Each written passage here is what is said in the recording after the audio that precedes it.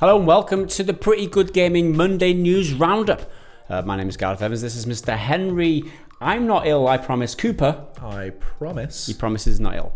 This is the Monday News Roundup. If you're not familiar with it, this is the video where we've got like 10 news stories just like crammed into one. You couldn't get much more news in one video. Honestly, it's the most concise. I'm already waffling. Yep. I'm saying it's concise, and that is waffle, so that's a contradiction in terms. This video gives you the faff, the triple. There's no faff in that, so we've got to make up for it here. I've got to stay kind of on topic. So this is all the news that happened over the weekend. While you were busy playing your games, not paying attention to what was going on, all this shit happened.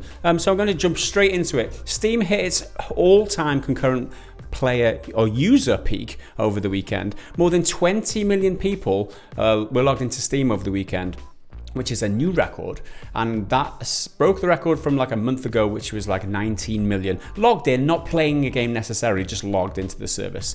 And this is a new record, which is probably because many people are having to stay at home now because of an unmentionable illness going around. And we've come up with some pseudonyms because if we say the actual illness, then we get demonetized. So we've come up with a few. You take your pick. We've got Heineken Horror, we've got Carling Cough, Foster's Fever, Stellar Sickness, Peroni Plague, that's one of my favourites, Lager Lurgy, that's a good one, Carlsberg Cooties, and Amstel Ailment. Leave us your best names down below. So if we refer to anything of those in future and the rest of this video, you'll know what we're talking about, because otherwise we're just trying to avoid getting demonetized basically. So with that said, let's move on to our second related subject, right Henry? Yeah, it's along the same sort of lines. CSGO, or Counter-Strike Global Offensive, has topped a record number of players 7 years after it originally came out, so it's been out for a long time. It's the third game in Steam's history to break the 1 million concurrent player barrier, third game ever to do that. The other ones being Dota 2 and PUBG. The shooter keeps going from strength to strength, and that's mainly down to it going free to play back in 2018, but undeniably the Carling Cough has something to do with it. Yeah, absolutely. Apparently Football Manager 20 also broke a record this weekend, like a few months after it. A lot of people are playing at home. With all the football being cancelled or postponed or whatever, people are going to find another way. So next up, again related to the Lager Lurgy, Phil Spencer tweeted yesterday, "It's heartening to hear from so many people using gaming as a way to stay connected during these times. Play is a fundamental human need. Proud to be part of an industry that can offer escape and fun right now. Stay safe." It's a conspiracy, man. Kojima knew it was coming. He was trying to teach us about video games and connection back last year in November with Death Stranding. He knew it was coming. It's all on him. We didn't listen, and this is the shit we find ourselves in now. This is the Death Stranding. But anyway, he continued later on in the day, responding to somebody who asked how the servers were holding up for Xbox Live. Spencer tweeted, "Yeah, usage is up on almost everything. Thanks go out to all the ops/IT teams at all the companies that are working hard to keep everything running smoothly with all going around them." So at that time, which was 2:30 p.m. our time yesterday, servers were good. 7 hours later, Xbox support tweeted, "We understand some users may be experiencing errors with signing or matchmaking during Xbox Live and are currently investigating. Please check back every day details." He spoke too soon. Literally, like 7 hours later. But this is a bit of a wake-up call, though, because if you are reliant on servers to be playing your games, you might be faced with having to stay at home for a couple of months, at least, because of what's going on with the Heineken Horror. Is it just us that laughs at them names? Yeah. We're probably so self-serving with those names, but I'll carry on anyway. It's a bit of a reminder to start installing some games that you don't need online access for. Right? Yeah, just single-player games. I know these people keep trying to say they're dead, but they're not dead. Just do yourself a favor. Get some installed just in case. Yeah. The servers, if the internet goes down completely, just get some discs in it. And anyway, there's another game which has been hit hard by the Amstel ailment, and that is, well, not even necessarily hard. Pokemon Go is having to come up with a novel way around it, and I feel like, well, we feel the game should be renamed Pokemon Stay, because they've managed to make it so you don't actually have to go outside anymore. So they've made changes which mean you can just play the game in your house. You don't have to go out to get the Pokemon. You can bring them to you, and they've put systems in place for that. So until further notice, the game has halved the hatch distance when eggs are placed into incubators, because you're supposed to walk a real world distance in the real world then your virtual world will turn into a hatched egg, essentially. That was a very bad description, but you know what it means. The game came out years ago. Pokemon Pokestops will now drop gifts much more frequently. Pokemon habitats will increase, and more Pokemon will be appearing in the wild. And Incense, which is an item which attracts Pokemon to wherever you are, that will last for 1 hour instead of just 30 minutes. And in the store, there is a one-time purchase bundle of 30 Incense for just 1 Pokemon coin. Now, 1 Pokemon coin is about 1 penny, because a set of 100 coins costs $1. So that's a pretty good deal. I mean, pretty good for a free game as well. Yeah. But you certainly could argue that they are profiting and monetizing the current situation with the, what do I call it, the Amstel ailment. Yeah, they could be giving away instance. I mean, they do have to adapt a game that's primarily based on you traveling places. Yeah. Outside. It's literally unplayable during the current circumstances with the lager lurgy. So, I mean, they've had to adapt. You could argue that they are, all right, they've lowered the price, but they're still selling. They're still selling the stuff. They could be giving that out for free, but I don't know. There's that's just a nitpick. It does seem like a good deal, all in all. Anyway, apparently PS5 delay is likely. The PS5 and the Xbox One, which are due in holiday 2020, they could be delayed due to the Foster's fever, according to an analyst. So, market research from DFC Intelligence released a statement saying Foster's fever is likely to have a major short-term impact on the delivery of both systems. There's a strong likelihood one or both systems will not make the 2020 launch. If the systems do launch, supply will likely be constrained and initial pricing could be higher than expected. Pretty much like a Nintendo system launch, you could say. Even if the situation clears up in a few weeks, the ability to manufacture and release a high-end new game system has already been severely impacted. You know, a knock-on effect from the factories and that people having to stay at home and not work. This could have a big effect for Sony and Microsoft releasing at the end of the year. However, Daniel Ahmad, who is himself an industry analyst, he tweeted that there are no indications that there is a delay at this point. He said, always discussing regarding the ongoing situation. No reason to think there's a delay to holiday launch, but things can always change very quickly. He also said, if we're at a point where production is not at full capacity by the end of Q2, then that will definitely be a reason for Microsoft and Sony to reconsider holiday launches of next-gen consoles. I feel like it has to be something really drastic for them to consider delaying it. Because when do you delay it to? You can't delay it a year.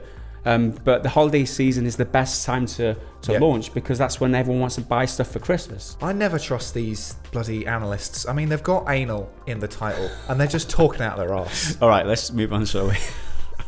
I could not get that terrible joke in there. Anyway, now let's have something that isn't related to the Peroni Plague, and that's an expansion coming out for Control. It's the first big expansion called The Foundation, and that comes out on March the 26th, so that's late next week sometime. And there was an official trailer posted yesterday, and Eurogamer reports that to start The Foundation, you'll need to have finished the main game, at which point you'll be able to tackle the new crisis via the hotline chamber in the central executive area. The Foundation features some side missions and should take around 4 to 5 hours to complete, so it's not very long. And there'll be a new melee-based enemy type called the Hiss Sharpened. You'll get some new abilities called Shape, which will transform parts of the environment, which you can see in the trailer. And there's a gun update called Fracture, which just lets you break stuff. That's one of the best things about Control, is you can just mess up all those offices. And alongside the expansion, there's a free update and a patch for the base game itself, which will add more functionality to the bare bones map, and a Shield Rush ability upgrade, which gives you more offensive options with that move as opposed to it just being defensive. And as the name implies, you can charge enemies and just knock them over. Control was definitely one of the best games last year. Apparently, it didn't seem like many people played it, because I think IGN rated it as their absolute Game of the Year winner, and a bunch of people are like, what the hell's Control? Never heard of it, but it's really good. Yeah, it's one of those games that I've been meaning to pick up, because the gameplay does look very satisfying. And it's really one of those where if you've got a really good PC and you can whack all your ray tracing and all that shit on, it looks like mwah. And all that shit on. Let's move on then to the other non-Lagerlurgy related update, I guess. Resident Evil 3 is rumoured to be getting a demo by the end of the week. Now, Twitter user at AestheticGamer1, who apparently has a solid track record when it comes to leaking stuff about horror games, he said in a simple tweet with 2 words, March 20th, in response to somebody asking when the demo will be coming. So Is that a bad time to release a demo with Doom and... It's possibly the worst time of the month. Animal Crossing. Doom and Animal Crossing on the same day of a demo. I mean, it may or may not be true, but we are definitely getting a demo. Capcom themselves have confirmed that. It's just a matter of when. Just as I was editing this, Capcom revealed on Twitter that the Resident Evil 3 demo is definitely coming, and it's in fact coming on March the 19th. On Twitter, they said, March 19th, daylight. The Resident Evil 3 Raccoon City demo will overtake PS4, Xbox One, and Steam. Plus, open beta for Resident Evil Resistance begins on March 27th. Call of Duty Warzone, which launched on Tuesday last week. It's a free-to-play expansion of Call of Duty Black Ops, but you don't have to have the full game. You can just play it on its own as a standalone. Call of Duty Modern Warfare. Yes, what did I say? Black Ops? Oh, yeah. Who cares? They're all the same bloody game anyway. Come on. That's true. In last week's podcast, we talked about how the game hit 6 million players really, really fast. It actually got there in 24 hours, which is, hugely impressive. Then they announced Saturday, just gone this Saturday, that the game reached 15 million players in 4 days, tweeting, we crossed 15 million players today. Thank you, Warzone fans. And for comparison, Daniel Ahmad, who we mentioned earlier, tweeted that Apex Legends took 3 days to reach 10 million and Fortnite took 2 weeks to reach 10 million. So that basically means Warzone is performing better than any of those other Battle Royale games, which is hugely impressive. But we'll just have to see how long it lasts because, it's a Call of Duty, so it's always going to launch with a big boom. It just comes down to how will they maintain it. Apex Legends notoriously launched in a more popular than Fortnite launched. However, it didn't have the staying power as Fortnite, and Fortnite is still up there, whereas Apex Legends kind of tailed off after all the... There's always videos saying Apex is dead. I'm pretty sure we've done one before. I'm pretty sure we have with one of those clickbait YouTubers, aren't we? What can we say? What haven't we said in our videos in the past? But let's move on quickly, push that under the carpet, to our new game releases from this week. Now, we've got a couple of interesting ones. March the 17th, which is Tuesday, or tomorrow if you're watching this on the day of release, we've got Overpass coming to PS4, Xbox One, Switch and PC. RBI Baseball coming to all those platforms as well. I'm not going to say them all again. Narcos Rise of the Cartels is coming to the Nintendo Switch. That's been out on PC. Not that well highly rated, I'll be honest. But let's move on quickly to March the 20th, which is Friday. We do have Animal Crossing New Horizons coming to the Switch, which may excite a lot of you. Doom Eternal, which might excite even more of you, are coming to PC, PS4, Xbox One. Doom 64, which is like a tag-on thing that they're releasing at the same time. I think you get it if you pre-order it, and it'll just be the free version, or you can pay for it on its own. Yeah, that's coming to all, even the Nintendo Switch, all the platforms. And then Panzer Corps 2, which looks interesting in my opinion, is coming to Steam for those PC tactical strategy kind of gamers out there. I just thought I'd throw that in. Yeah, and you're welcome, basically. So that is it, other than the RE rumored demo, RE3 rumored demo to be launching on Friday. That is your lot for this week in terms of game releases, and that is your lot this week in terms of the Monday news roundup. Hope you did enjoy it. If you did, leave us a like on the video because it really does help us out. Let us know down below if you've got any better names for the what we're going to go with now, the Carlsberg Cooties, and that is it. We will see you again in the next video. Until then, bye for now. I think the Carlsberg Cooties could be like a football team, like the New York Yankees. We're the Carlsberg Cooties. Yeah.